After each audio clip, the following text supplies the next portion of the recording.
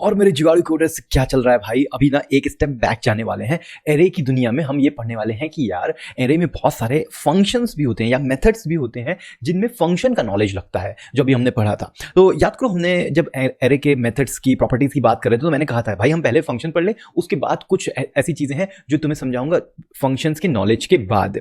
अब इनमें ना एक बहुत इंपॉर्टेंट कॉन्सेप्ट और आता है जिसको बोलते हैं कॉल बैक वाला। अब ये कॉल बैक क्या चीज है और ये कैसे हमारे ये फंक्शंस का यूज करके हमें बहुत सारा नॉलेज देता है, चलो आज देखते हैं। तो सबसे पहले मैं यहां जाता हूं और एक फंक्शन बनाता हूं मैं, और इस फंक्शन को मैं नाम दे देता हूं, फिर से एक टेस्ट नाम दे दिया। ठीक है, इसके अंदर मैं क्या कर रहा हूं, मैं एक यहां पे नंबर लेता हूं, ठीक है, और इस नंबर को मैं यहां पे रिटर्न कर दे रहा हूं। सिंपल सी बात है, कोई दिक्कत ही नहीं है। और यहाँ पे जाता हूँ, मैं टेस्ट को कॉल करता हूँ और इसको लॉग भी कर देता हूँ एक्चुअली। ठीक है, तो हमारे पास ये नंबर पास करेंगे हम 45, तो ये हमारे पास 45 आ गया। अब मान लो हमें इस रिजल्ट को लॉग भी करना है, तो हम क्या करेंगे, हम यहाँ पे बोलेंगे कंसोल लॉग और हम दे देंगे नंबर। ठीक है, तो ये नंबर हो गया। चलो इसको थोड़ा सा डिस्क्रिप्टिव कर लेते हैं और इसको बोलते हैं मल्टीप्लाई। ठीक है, मल्टीप्लाई मतलब जो भी नंबर है उसको हम करेंगे मल्टीप्लाई और रिटर्न कर देंगे। तो ये हो गया 90। That's good. इसको एक काम करते हैं, रिजल्ट में रख लेते हैं। तो result is equal to number multiply by 2, और हमने इसको कर लिया रिजल्ट को लॉग। ठीक, यहां तक सब सही चल रहा है। अब ये जो लॉग किया है हमने, इसको ना हम एक फंक्शन बनाते हैं और इस फंक्शन को बोलते हैं प्रिंट। और प्रिंट जो होगा, जो भी डेटा आएगा हमारा डेटा, उसको लॉग करेगा ये। ठीक है, सिंपल सी बात है, कोई दिक्कत नहीं। तो अब यहां पे मैं कंसोल लॉग की जगह प्रिंट यूज कर सकता हूं। हाँ भाई, बिल्कुल कर सकता हूं। ये देखो 90 प्रिंट हो गया ना हमारे पास। ठीक है, तो एक काम करते हैं, ये एक जो कंसोल लॉग है उसको हटा देते हैं। तो एक ही कंसोल लॉग हुआ, क्यों? क्योंकि हमने मल्टीप्लाई को कॉल किया, मल्टीप्लाई फंक्शन ये है, उसके अंदर रिजल्ट आया, रिजल्ट को हमने प्रिंट फंक्शन में भेज दिया, प्रिंट फंक्शन ने लिया उसको और कॉल कर दिया। सब सही चल रहा है, कोई दिक्कत की बात नहीं है। अब क्या हो, ये जो प्रिंट फंक्शन मैंने यहां कॉल किया है, उस प्रिंट फंक्शन को मैं एज ए पैरामीटर यहां भेज दूं। ठीक है, तो मैं यहां एक काम ये करता हूं कि मैंने कहा भाई एक प्रिंट नाम का फंक्शन मैं भेज रहा हूं, उसको यूज करना है। ठीक है, कैसे भेजूंगा मैं? अभी मैंने जैसे सेव किया, बोलता है print is not a function. क्यों? क्योंकि जब हम मल्टीप्लाई को कॉल कर रहे हैं तो सेकंड पैरामीटर में हमें आर्गुमेंट देना पड़ेगा ना, प्रिंट। और ये प्रिंट क्या है, ये वाला फंक्शन है, प्रिंट वाला फंक्शन। तो हमने कहा मल्टीप्लाई करो, इसका जो भी रिजल्ट आएगा उसको कर देना है प्रिंट। तो ये जो फंक्शन हमने दिया ना, ये फंक्शन क्या कहलाता है? Call back function. क्योंकि यहां पे हम कर रहे हैं कुछ कॉलिंग, और वो कब कर रहे हैं? जब फंक्शन कॉल हो रहा है उसके बाद, तो कॉल बैक। तो इसको इसीलिए कॉल बैक भी बोलते हैं। ठीक है, अब यहां पे जो तुमने ये इस तरीके से लिखा है प्रिंट, ये एक्स्ट्रा में बनाया था ना फंक्शन, इस फंक्शन को यहां से उठाओ, करो डिलीट, और यहां पे जाके उस फंक्शन को हम यूज कर सकते हैं जैसा यहां से था। इसको कट कर लेते हैं एक्चुअली, और यहां पे हम प्रिंट कर देते हैं इस तरीके से। तो सब कुछ वही चल रहा है। हमने कहा यार इसको मल्टीप्लाई करो, और यहां पे जो भी हमने दिया ना, ये वाला फंक्शन को एग्जीक्यूट कर देना है। किसके साथ? उस रिजल्ट के साथ।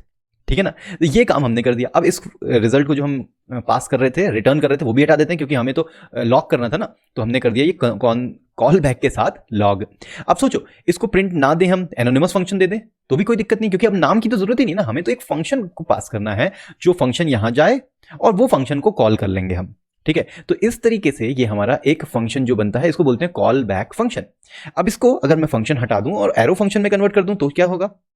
भाई कोई दिक्कत नहीं है। इसको फिर मैं एरो फंक्शन को शॉर्ट हैंड कर देता हूं, अब भी कोई दिक्कत नहीं है। तो ये हमारा बन गया कॉल बैक फंक्शन। ये बहुत ही ज्यादा यूजफुल होता है, और इससे अब हम देखेंगे कि कैसे हम और जो बहुत सारे एरे या ऑब्जेक्ट के अंदर फंक्शंस होते हैं, मेथड्स होती हैं, उनको कैसे हम समझ सकते हैं। तो चलो इसमें करते हैं एक मस्त वाली चीज।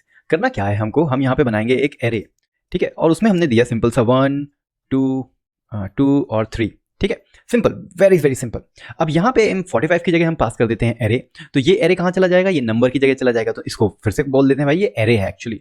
अब क्योंकि ये एरे है तो हमको फॉर लूप यूज करना पड़ेगा ना। तो हम बोल देंगे number of array, that means num in array और ऑफ एरे जो भी है। तो अगर इसको इस तरीके से करते हैं तो यहाँ पे हम कर देंगे नम मल्टीप्लाई बाय 2, और ये आ गया। तो 2 4 6 आ गया। 1 multiply by 2, 2 multiply by 2 4, 3 multiply by 2 6। ठीक है, यहाँ सब बहुत सही चल रहा है, कोई दिक्कत की बात नहीं है। अब एक काम कर सकते हैं, हम जो ये मल्टीप्लाई कर रहे हैं ना यार यहाँ पे, और ये जो हम कंसोल लॉग में एक्चुअली लॉग कर रहे हैं यहाँ कॉल बैक की वजह से, ये लॉग वाला पार्ट और ये मल्टीप्लाई वाला पार्ट भी हम ये कॉल बैक में डाल सकते हैं। ये जो हमारा यहाँ पे है कॉल बैक, देखो कैसे। तो मैंने यहाँ से कंसोल लॉग ले लिया, ठीक है, और यहाँ से मैं ये मल्टीप्लाई भी ले रहा हूँ यहाँ से, और मल्टीप्लाई करने के बाद मैं इसको कर देता हूँ रिजल्ट को इस तरीके से कंसोल लॉग। तो बस करना क्या है, कुछ नहीं करना, यहाँ पे मुझे ये जो कॉल बैक फंक्शन है इसमें मुझे चाहिए नंबर ताकि मैं उसको मल्टीप्लाई कर सकूं। तो मैं यहाँ पे बोलूंगा नम, ठीक है, और यहाँ पे मैं पास कर दूंगा वही नम, ठीक है। अब देखो क्या हुआ, फिर से वही आ गया, लेकिन अब हमने क्या किया, इस मल्टीप्लाई जो फंक्शन है इसकी डिपेंडेंसी हटा के सारी चीजें कहाँ डाल दी, कॉल बैक में। अब इसको मल्टीप्लाई ना करके हम इसको बोलते हैं इटरेटर। दैट मीन्स ये इटरेट करता है हमारे किस पे, एरे पे। इटरेटर है ना, तो एरे पे ये इटरेट करता है। अब इसका मतलब ये है कि हम कुछ भी कर सकते हैं यहाँ पे इस इटरेटर के अंदर। तो हमें करना क्या, हमें ये एरे देना है, उसके बाद बताना है कि वो एरे पे करना क्या है हमको। ये ऐसा नहीं हो गया कि हम फॉर लूप ही लगा रहे हैं, तो इसको हम बोल देते हैं फॉर लूप, इटरेटर की जगह फॉर लूप।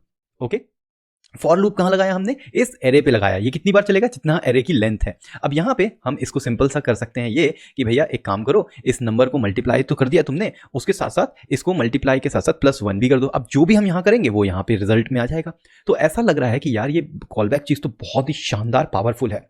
अब यहाँ पे मान लो मैंने जो है नाम लिख दिया 3 लोगों का। तो पहला है नाम सार्थक, फिर है साहिल सागर, साहिल 2 बार क्यों आ गया, साहिल सागर, ठीक है। अब ये जो भी नाम है इनको मुझे करना है अपर केस। अब नाम है, ये नंबर तो है नहीं, तो इसको मैं नम ना बोल के इसको मैं सिंपल सा बोलूं वैल्यू या एलिमेंट, कुछ भी बोल सकते हो, ठीक है। और हमने कहा कि यार element dot to upper case, ठीक है, इसको अपर केस कर देना है और कुछ नहीं करना। तो अब देखो सारे के सारे एलिमेंट जो है वो अपर केस हो गए। अब मुझे लेना देना ही नहीं है यार कि फॉर लूप कैसे लगाना है, क्या करना है, मुझे पता है यार ये फॉर वाला होगा, जो भी एरे है उसको पास कर दूंगा और कॉल बैक में मेरा यहाँ पे रिजल्ट आ जाएगा। इसको एक स्टेप और आगे बढ़ा सकते हैं, कैसे, हम बोलते हैं यार ये जो हम कंसोल लॉग यहाँ कर रहे हैं और इस तरीके से कर रहे हैं ना, इसको मुझे रिटर्न कर दो। तो मैं क्या करूँगा, यहाँ पे बोलूँगा रिटर्न और ये कंसोल लॉग हटा दूंगा, ठीक है। अब मैं अगर इस पूरे के पूरे को बोलूँ कॉन्स्ट न्यू एरे, ठीक है, और इस न्यू एरे को लॉक करूँ, न्यू एरे को, तो कुछ हो रहा है नहीं, क्योंकि यहाँ पे ये फॉर लूप जो है ये तो रिटर्न ही नहीं कर रहा है। तो ये फॉर लूप हमने क्या बनाया था, हमारा ये तो खुद का फंक्शन है फॉर लूप, ये कुछ तो रिटर्न करता ही नहीं है। हाँ, अब कहानी हो गई गड़बड़, क्योंकि यहाँ पे हम रिटर्न कैसे करेंगे इस फॉर लूप के अंदर जो इसका रिजल्ट है, जो इस कॉल बैक का रिजल्ट है। अरे कॉल बैक मतलब ये जो कॉल बैक है ये तो ये फंक्शन है ना, ये वाला। तो यहाँ पे हम इसको कहीं पे कलेक्ट कर सकते हैं। तो कलेक्ट करके हमने न्यू एरे बनाया। यहाँ पे मान लो हमने कहा कॉन्स्ट कलेक्ट, एक एरे है उसके अंदर तुम इसको एलिमेंट को डाल दो और एट द एंड कलेक्ट को कर दो रिटर्न, ठीक है। तो ये इस तरीके से ये बन जाएगा। तो मुझे इस तरीके से करना पड़ेगा ऐसे, ठीक है। कॉल बैक में ओके सॉरी, तो इसको कर देते हैं पुश। बहुत सारी लैंग्वेज का कन्फ्यूजन हो जाता है। तो मैंने किया कॉल बैक और कलेक्ट को किया पुश, इसको इस तरीके से करना चाहिए था। तो अब देखो ये हमारे पास सार्थक, साहिल और सागर आ गए, अपर केस हो गए। तो यहाँ पे हमने किया था इसको इस तरीके से रिटर्न। तो अगर मैं power of arrow function use करूँ तो देखो कितना ईजी हो गया। फॉर लूप लगाया मैंने, अब मैं जो चाहूँ वो कर सकता हूँ इनके अंदर। ये सारे के एरे के जो एलिमेंट हैं इनमें मैं कुछ भी कर सकता हूँ, चाहूँ तो अपर केस कर सकता हूँ, चाहूँ तो टू कैपिटल केस कर सकता हूँ, चाहूँ तो लोअर केस कर सकता हूँ, जो भी मैं चाहूँ वो अब इधर पे पॉसिबल हो जाएगा, क्योंकि हम जानते हैं ये जो है ये एट द एंड इस तरीके से काम करेगा।